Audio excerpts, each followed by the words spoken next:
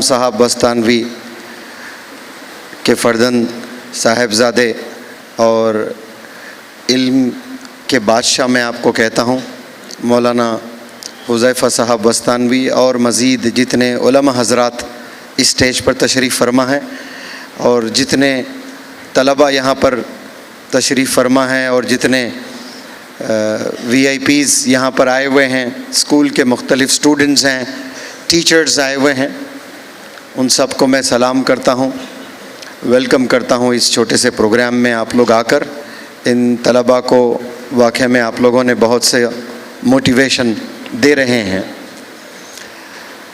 और motivational speaker के ज़रिए से मुझे जाना जाता है। दरअसल मुझे मोटिवेशन से ज़्यादा टीचिंग पसंद है और मैं एक टीचर हूँ 2006 से, बल्कि 2008 से मैंने पढ़ाना शुरू किया और 2023 तक आज भी मैं पढ़ा रहा हूँ। लेकिन स्टूडेंट्स के हालात को देखते हुए, जिस तरह से स्टूडेंट्स टीचर से दूर होते हुए और वालिदैन से दूर होते हुए, चलो टीचर से दूर हो गए कोई बात नहीं, लेकिन वालिदैन से दूर होना अल्लाह से दूर होने के बराबर।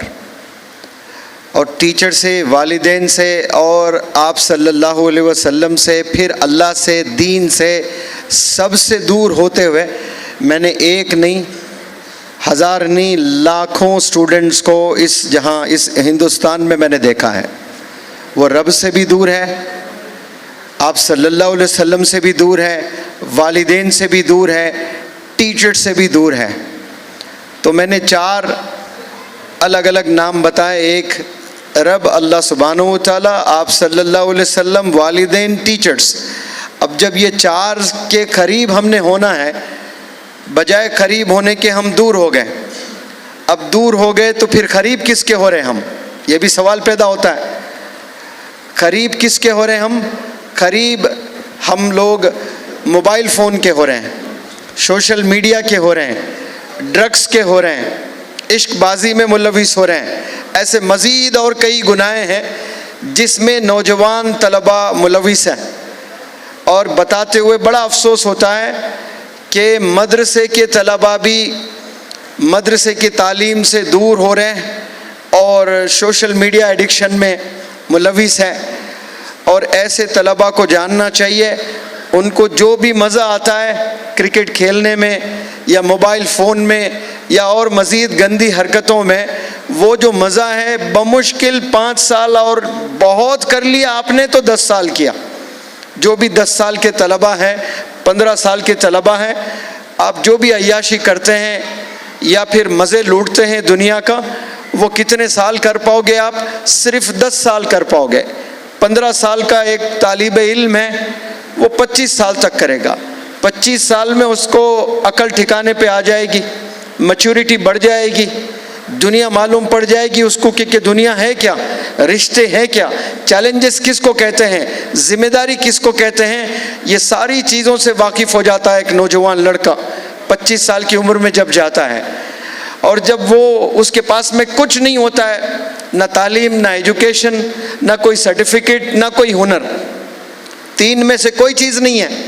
ना एजुकेशन है, ना कोई स्किल उसके पास में है, ना मैनर्स हैं, लेकिन वालिदैन, रिश्तेदारों का प्रेशर भी होता है कि शादी की उम्र हो गई है, शादी कब करेगा। जहाँ जहाँ स्टूडेंट्स जाते हैं दावतों में, रिश्तेदारों में, तो रिश्तेदारों का सबसे पहला सवाल यही होता है कि शादी कब करोगे, शादी कब करोगे, शादी कब करोगे। ये सुन सुनकर वो बेचारा कहूँ या ना कहूँ, लेकिन ऐसे जितने भी नौजवान बच्चे होते हैं वो धीरे धीरे धीरे डिप्रेशन में जाना शुरू हो जाते हैं। उन्हें पता भी नहीं होता है कि डिप्रेशन चीज़ होती क्या है, लेकिन स्लोली एंड स्टेडीली वो डिप्रेशन के शिकार होते जाएंगे। वो 3, 4, 5 साल में डिप्रेशन के शिकार हो जाएंगे। कोई पयाम उनको नहीं आता है, शादी नहीं होती है, प्रेशर बढ़ता जाएगा। और चलो शादी हो भी जाती है, शादी के बाद बीवी को प्यार करने लायक नहीं होता है। उसके पास में वो एबिलिटीज़ नहीं होती हैं। अब शादी के बाद जाहिर सी बात है बच्चे पैदा होंगे, 2, 3, 4, वो 4 बच्चों को वो स्कूल नहीं भेज सकता है, अच्छे स्कूल में तालीम नहीं दे सकता है, अच्छे कपड़े नहीं पहना सकता है, अच्छे फल नहीं खिला सकता है, बीमार हो जाए तो दवाई के भी पैसे नहीं होते हैं। क्यों? उसने अपने जवानी को बर्बाद कर दिया।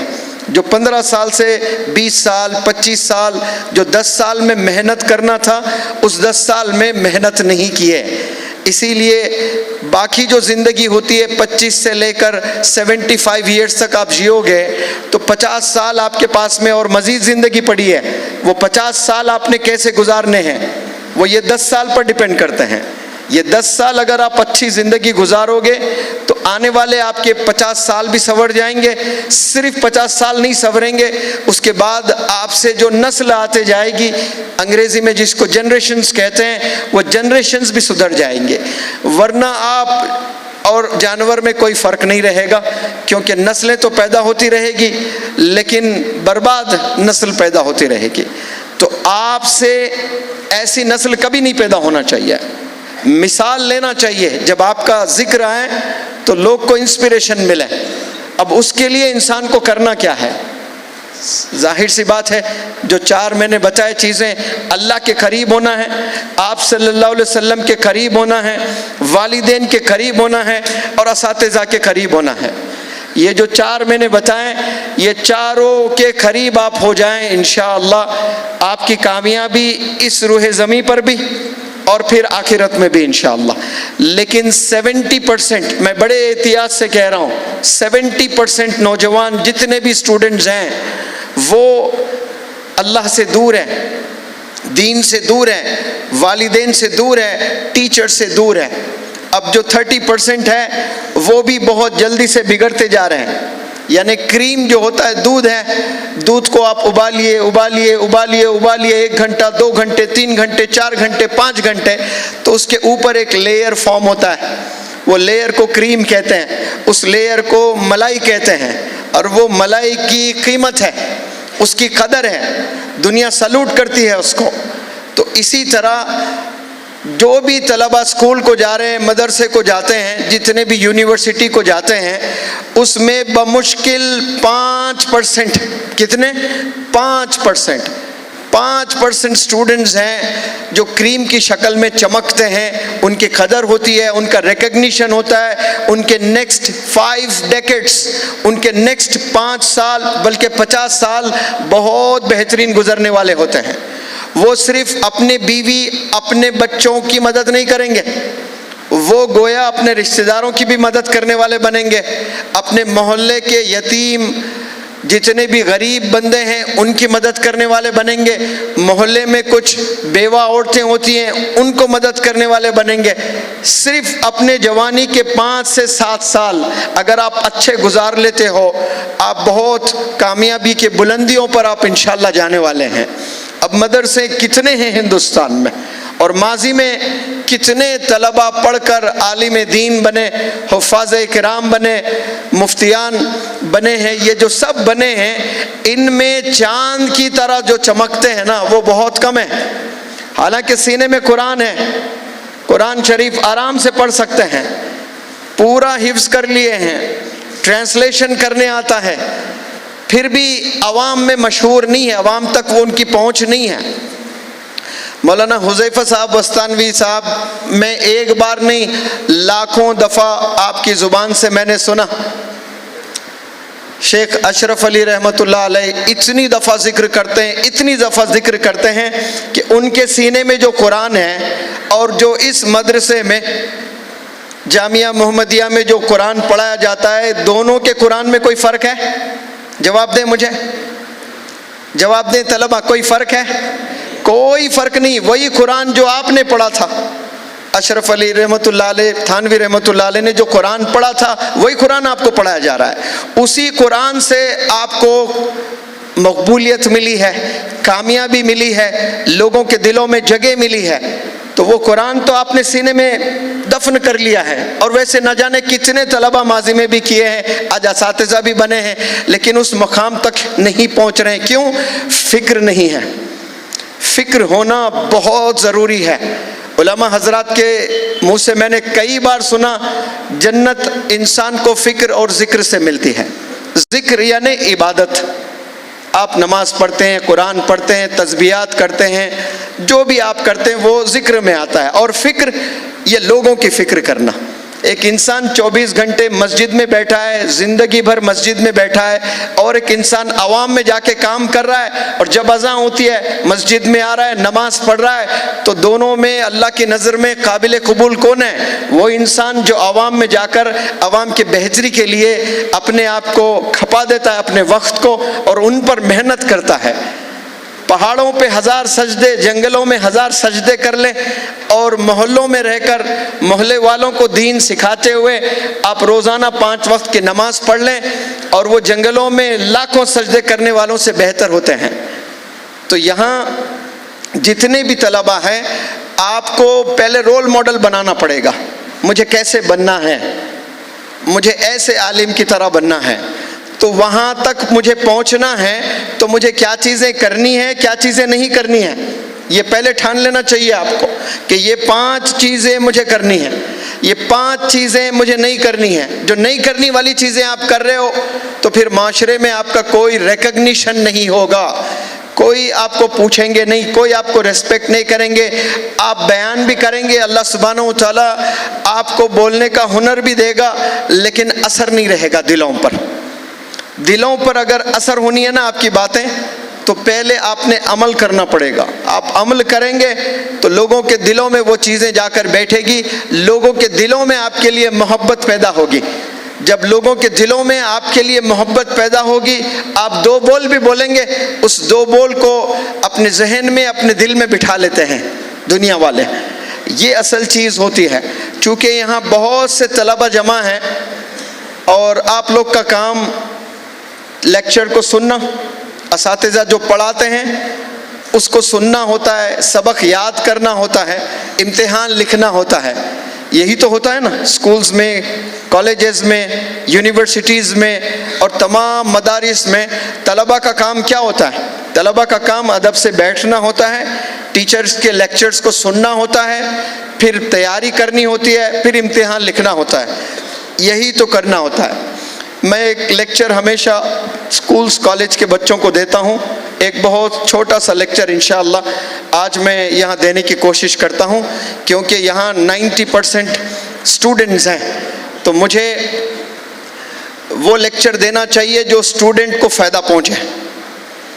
तो आप लोग जो बैठकर पढ़ाई हासिल करते हैं वो क्लासरूम में बैठते हैं, तो क्लासरूम में तलबा मिस्टेक्स करते हैं, कुछ गलतियां करते हैं। वो गलतियां मैं आपके इल्म में ले आना चाहता हूं, तो आप चेक कर लें कि क्या ये गलती मैं करता हूं या नहीं करता हूं। समझ आ रही है बात सबको? मैं कुछ गलतियां आपके इल्म में ले आना चाहता हूं, वो आप खुद सेल्फ असेसमेंट कर लें। सेल्फ असेसमेंट यानी खुद का जायज़ा करना, कि आप देख लें कि अरे ये जो सर बोल रहे हो ये गलती मैं करता हूं या नहीं करता हूं। ये आपका दिल बेहतर इसका जवाब देगा। जो स्टूडेंट्स पहले बैठते हैं और टीचर पढ़ाना शुरू करता है, तो पहली जिम्मेदारी, ये क्लासरूम मिस्टेक्स, ये लेसन का नाम जो मैं आपको लेक्चर दे रहा हूँ, इस लेसन का नाम क्या है?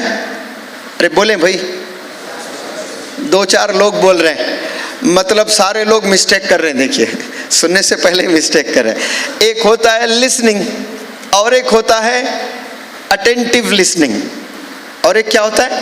Attentive listening. अच्छा चले, इसको हटाकर और एक एग्जाम्पल देता हूँ। एक होता है हियरिंग, HEAR, हियर यानी सुनना, और एक होता है लिसन, ये भी सुनना।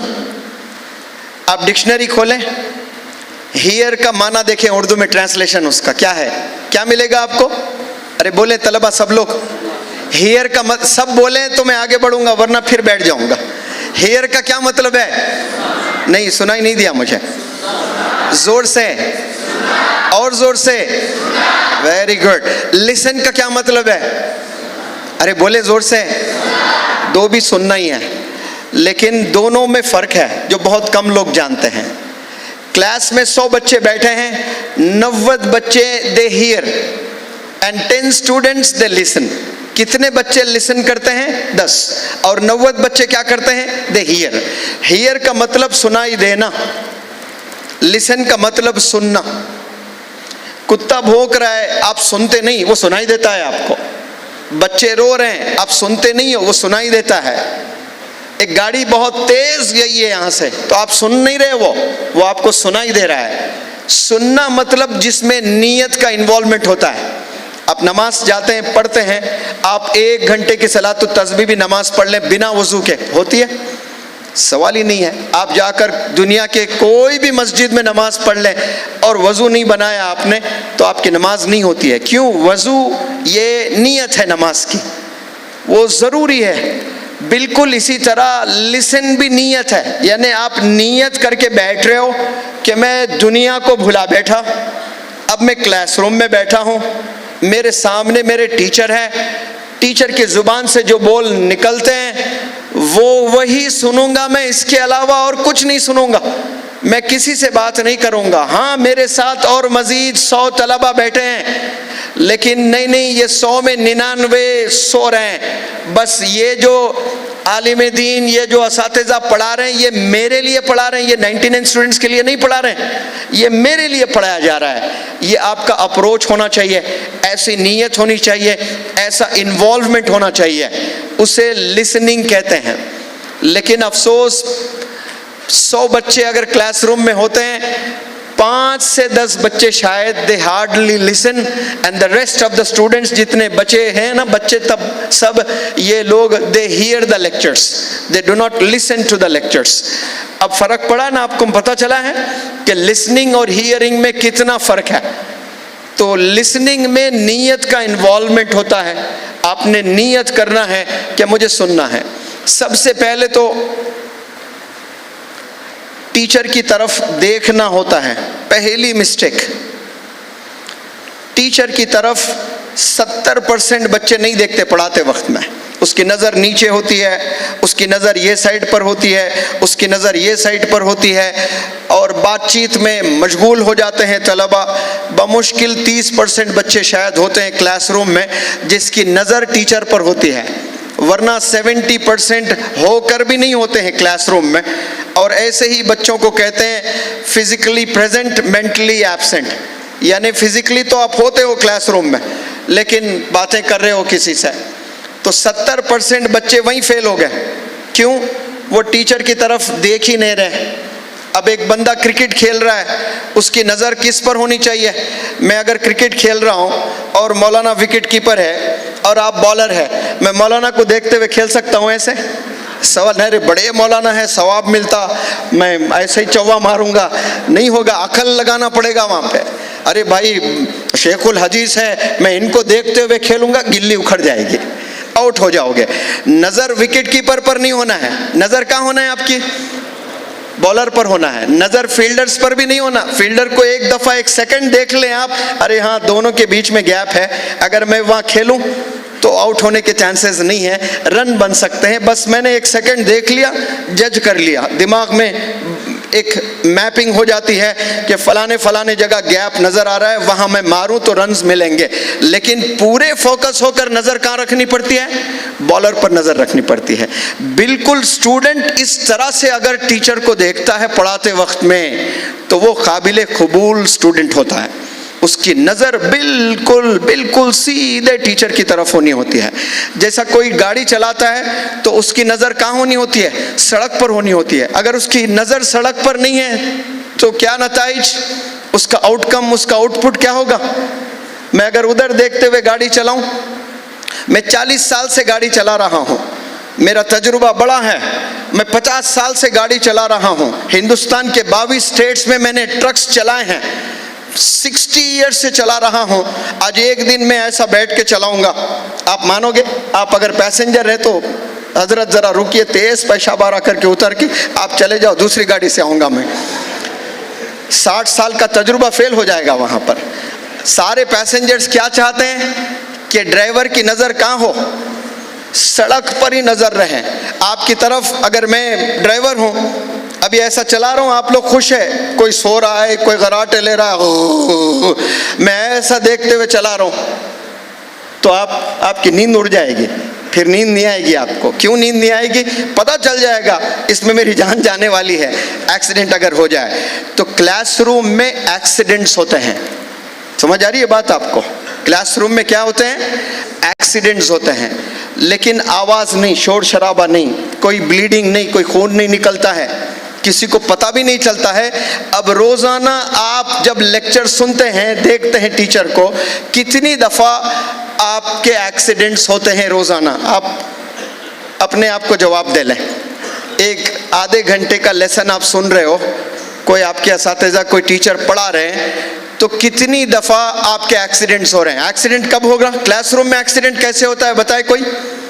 जब आपकी नज़र टीचर से हट जाती है तो समझना इमीडिएट आपका एक्सीडेंट हो गया है। तो ये एक्सीडेंट से आपने पहले बचना है। जो 70% बच्चे रोज़ाना क्लासरूम में एक्सीडेंट्स होते हैं, बेचारे वालिदैन इतनी मेहनत करते हैं, 12-12 घंटे भी कोई मेहनत करता है। मैंने सुना पहले पूना मेरा आना हुआ करता था, मेरे तायरी बहन यहाँ रहती थी, कभी छुट्टियों में 1-2 दफ़ा मैं आया तो मैंने लोगों को देखा, पुणे से मुंबई जॉब करने के लिए लोग जाते हैं ट्रेन से मौलाना, पुणे से मुंबई शायद 4 घंटे होते हैं, पता नहीं कितने, 3 घंटे भी रख लें चले, तो 3 घंटे उसके जाने के हो रहे हैं, फिर 3 घंटे उसके आने के हो रहे हैं, तो 24 घंटे में कितने घंटे गए उसके? 6 घंटे गए। अच्छा, बॉम्बे में जाने के बाद, रेलवे स्टेशन से बाहर आने के बाद उसकी ऑफिस 5 किलोमीटर दूर है, 10 किलोमीटर दूर है, तो और मज़ीद 1 घंटा लगेगा। तो 1 घंटा जाना, फिर 1 घंटा वापस रेलवे स्टेशन में आना, तो 8 घंटे हो गए। और आपको पता है कभी ट्रेन को सिग्नल नहीं मिलता है तो 2-2 घंटे भी ट्रेन रुक जाती है।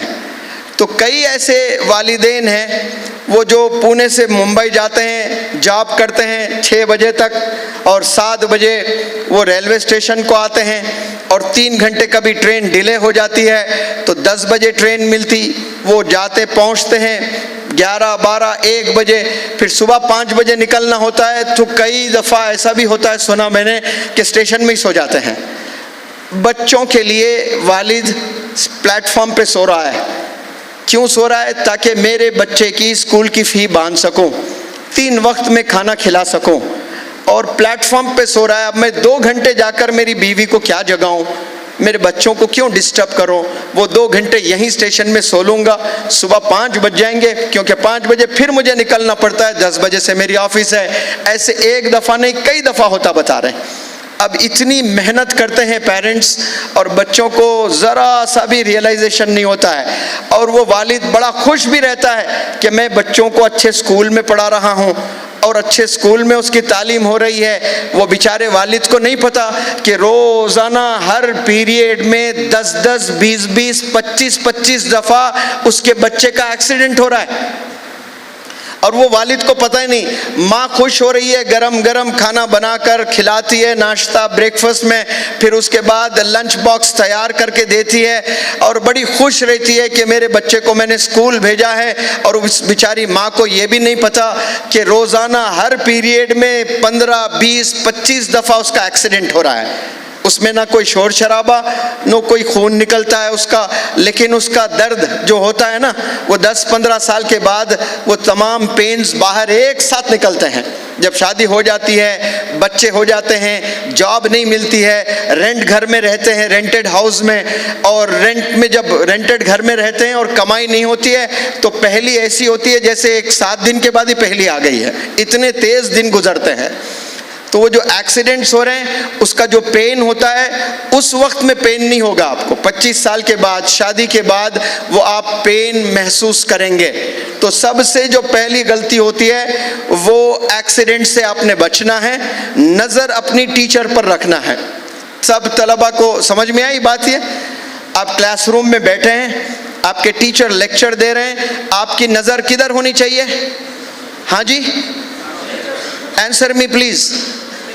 टीचर पर होना चाहिए। और एक एग्जाम्पल देता हूँ, क्रिकेट में एक अंपायर भी होता है, बैट्समैन वहाँ खड़े होकर खेल रहा है, और मैं अंपायर हूँ।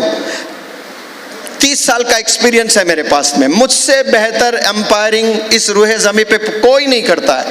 वर्ल्ड कप मैच चल रहा है, और मैं एम्पायरिंग, मेरी नज़र बैट्समैन वहाँ खड़ा हुआ है और मैं उधर देख रहा हूँ ऑडियंस को, और ये आया, गोला भी डाला, अपील भी किया, और ये ऐसे नॉट आउट बोल रहा है, तो दूसरे दिन उसको निकाल दिया जाएगा। फिर ज़िंदगी में एम्पायरिंग करने का मौका नहीं मिलेगा उस बंदे को। क्यों? अरे ये सटिया गया। वो देखना वहाँ है, वो ऑडियंस में नज़र डाल रहा है। ऑडियंस पे नज़र नहीं होनी चाहिए एम्पायर की। कहाँ नज़र होनी चाहिए? उसकी नज़र होनी चाहिए बैट्समैन पर। और इसी तरह बैट्समैन जब खेलता है उसकी नज़र कहाँ होनी चाहिए? उसकी नज़र होनी चाहिए बॉलर पर। इसी तरह ड्राइवर जब गाड़ी चलाता है उसकी नज़र कहाँ होनी चाहिए? उसकी नज़र सड़क पर होनी चाहिए। कितनी दफ़ा आप लोग ऑटो में सवार हुए, कितनी दफ़ा आप लोगों ने बस में सवार हुआ है, तो ड्राइवर्स ने आपको मंजिल तक छोड़ा है ना, तो वो लोगों ने 100% फोकस रहकर गाड़ी चलाई, इंसाफ किया अपने प्रोफेशन के साथ में। सल्यूट करता हूँ मैं पूरे ड्राइवर्स को। हमारी जान को हथेली में लेकर गाड़ी सवार करते हैं वो, और हमारी जान बचाते हैं। जरी भी गलती करते हैं तो 50-50, 100-100 लोग की जान बैक वक्त में जा सकती है, लेकिन वो गलती नहीं करते हैं। वो टोटली फोकस रहते हैं, अपनी मंजिल पर नज़र रखते हैं। गलती सबसे ज़्यादा इस दुनिया में कौन करते हैं? वो तलबा करते हैं। सबसे ज्यादा गलती करने वाले, एक रोड पर बैठकर सब्जी बेच रहा है और वो जाने वाले तमाम पैसेंजर्स पर ही नजर होती है उसकी। पैसेंजर्स कस्टमर्स जो होते हैं ना, कस्टमर्स पर ही नजर होती है कि मेरे पास आ जाए तो मैं कुछ बेच दूं, मेरे पास आ जाए तो मैं कुछ बेच दूं, मेरे पास आ जाए तो मैं कुछ बेच दूं। गरीब है, 200 रुपए भी कमाता है, लेकिन नजर पूरी किस पर होती है कि कोई बंदा आ जाए, मेरे पास जो सामान है वो खरीद लें। इतना फोकस रहता है बेचारा। तो गलती फिर कौन कर रहे हैं इस दुनिया में? सबसे ज्यादा वो गलती कर रहे हैं तलबा।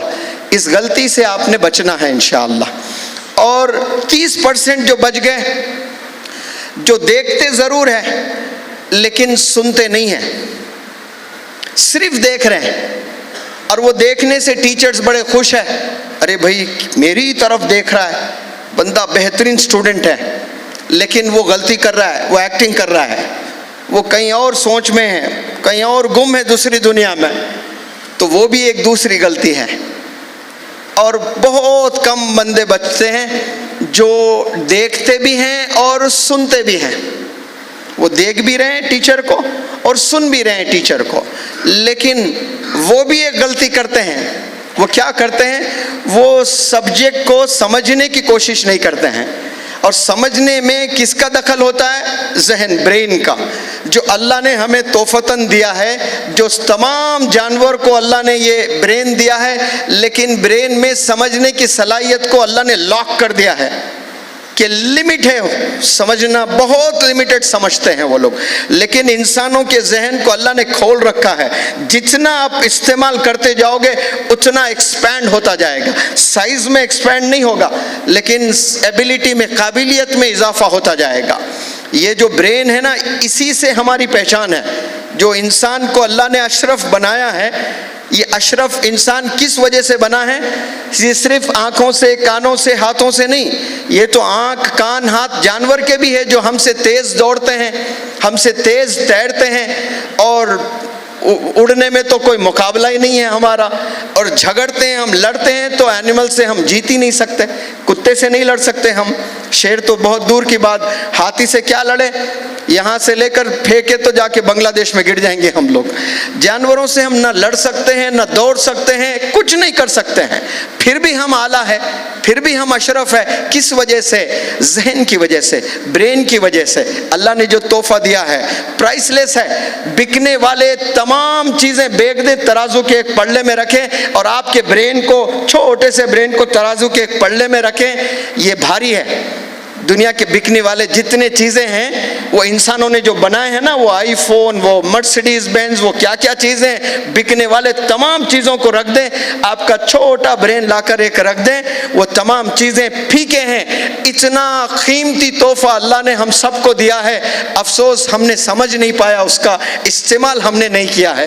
काश हम सही इस्तेमाल करना जानते तो हम भी बेहतर से बेहतर इंसान होते, बड़े कंट्रीब्यूटर हम बन सकते हैं इंशाअल्लाह। तो 3 चीजें मैंने बताई हैं आपको।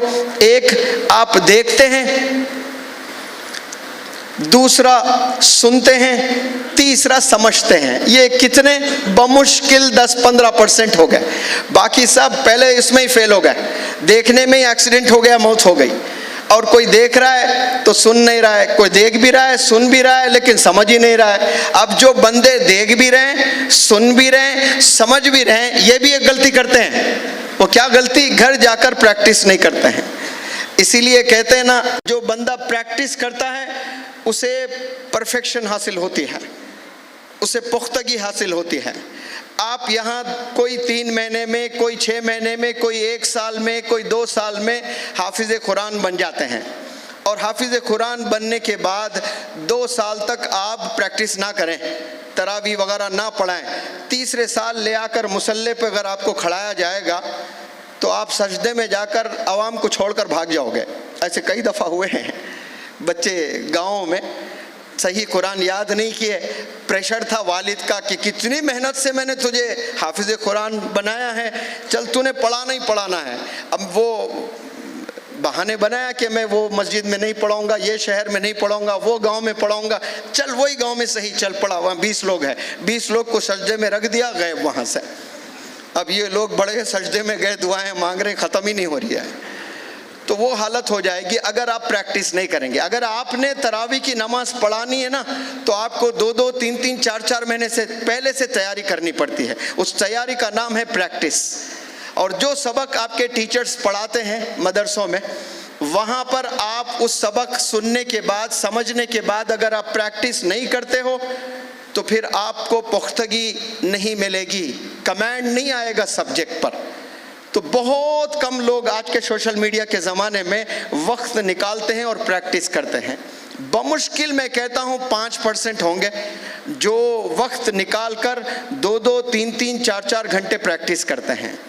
तो पहले देखते हैं, सुनते हैं, समझते हैं, फिर प्रैक्टिस करते हैं। ये भी एक गलती करते हैं। वो क्या गलती करते हैं? वो कंजूसी करते हैं, अपना इल्म दूसरों को नहीं सिखाते हैं। अरे मैं इसको दे दूं तो ये क्लास टॉपर बन जाएगा, मैं दूसरे नंबर पे आ जाऊंगा। ऐसा कभी नहीं होने वाला। बांटने वाला कभी दूसरे नंबर पर नहीं आ सकता, शेयर करने वाला कभी नीचे नहीं हो सकता, देने वाला हमेशा ऊपर रहता है। याद रखें, ये अल्लाह की सुन्नत है। अल्लाह की सिफात में एक बड़ी सिफात क्या है? अल्लाह देने वाला है। और वही चीज़ आप दे रहे हो तो फिर अल्लाह आपके मर्तबे को और बुलंद करेगा। लेकिन बहुत सारे तलबा अपने इल्म को छुपा लेते हैं, दूसरों को शेयर नहीं करते हैं, डिस्कस नहीं करते हैं। डिस्कस आप खुद सेल्फ प्रैक्टिस कर लें घर में और 10 तलबा में बैठकर डिस्कस करें, शेयर करें, वो 100 दफ़ा प्रैक्टिस करने के बराबर है। आप 1 दफ़ा प्रैक्टिस करें और 100 दफ़ा प्रैक्टिस कर लें और 1 दफ़ा डिस्कस करें 10 स्टूडेंट्स में बैठ के, वो 100 के बराबर है। कंजूसी करते हैं। तो जो देखते हैं, सुनते हैं, समझते हैं, प्रैक्टिस करते हैं और फिर मज़ीद अपना इल्म शेयर करते हैं दूसरों के साथ में, और ये सारी चीज़ें 5 महीने बताएं, ये करने के बाद उस बंदे को परफेक्शन हासिल होता है। क्या हासिल होगा? परफेक्शन। तो आपने हासिल क्या करना है? परफेक्शन हासिल करना है। ये सारी चीज़ें करने पर परफेक्शन हासिल होगा। और ये परफेक्शन हासिल करके एक गरीब स्टूडेंट क्यों ना हो, झोपड़पट्टी में रहता है, स्लम में रहता है, वो झोपड़ी से बाहर अपना कदम रखता है तो एक सवारी नज़र आएगी उसको। वो सवारी रोल्स रॉयस कार नहीं होती है, मर्सिडीज़ बेंज नहीं होती है, BMW कार नहीं होती है, रेंज रोवर कार नहीं होती है। वो सवारी का नाम है कॉन्फिडेंस। उस सवारी में जो भी बैठकर सवार होता है वो सीधे अपने मंजिल पर ले आकर छोड़ता है। वो सवारी छोड़ती है और उस मंजिल का नाम है सक्सेस। आप कामयाब अगर होना है तो आपको एक सवारी पर सवार होना पड़ेगा। उस सवारी का नाम है कॉन्फिडेंस। इसीलिए इंग्लिश में कहते हैं confidence is the key to success. क्या कहते हैं? Confidence is the key to success. इंसान में जब कॉन्फिडेंस आता है तो इंसान चांद पे भी चला जाता है, इंसान कुछ भी हासिल करता है अपने ज़िंदगी में। इसलिए जो मैंने पॉइंट्स बताए हैं बाकायदा उसको लिख लें और जितने टीचर्स यहाँ पर हैं उसको दोबारा समझाने की कोशिश करें ताकि ये कमिटेड रहें, फोकस्ड रहें और अपने मंजिल तक पहुंचने में अल्लाह सुब्हानहू व तआला इनकी मदद फरमाए। मैं दुआ करता हूं अल्लाह सुब्हानहू व तआला से कि इस मदरसे से आने वाले ज़माने में बेहतरीन उलमा हज़रात पैदा हों, विजनरी उलमा हज़रात यहाँ से निकलें, सिर्फ़ हिंदुस्तान नहीं बल्कि ग्लोबल लीडर्स बने। और जितने भी ज़िम्मेदार यहाँ पे असातिज़ा हैं उनको भी मैं सलाम करता हूँ। आपको एक बहुत बड़ी ज़िम्मेदारी अल्लाह ने दे रखी है। मैं दुआ करता हूँ कि अल्लाह सुब्हानहू व तआला आपकी मदद फरमाए इनके दिलों में जगह बनाने के लिए और इनको कामयाब करने के लिए। और इंशाअल्लाह मज़ीद मेरा आना यहाँ होगा और जब आऊँगा तो फिर कोई और टॉपिक पे हम लोग बात करेंगे। आप लोग मौलाना हुज़ैफ़ा साहब यहाँ पर तशरीफ़ फरमाते हैं, उन्हें भी हमें सुनना है और बॉम्बे हमें जाना है और सुबह 4-5 बजे शायद हमारी फिर झारखंड के लिए फ़्लाइट भी है। जज़ाकुमुल्लाह खैर। अस्सलामु अलैकुम।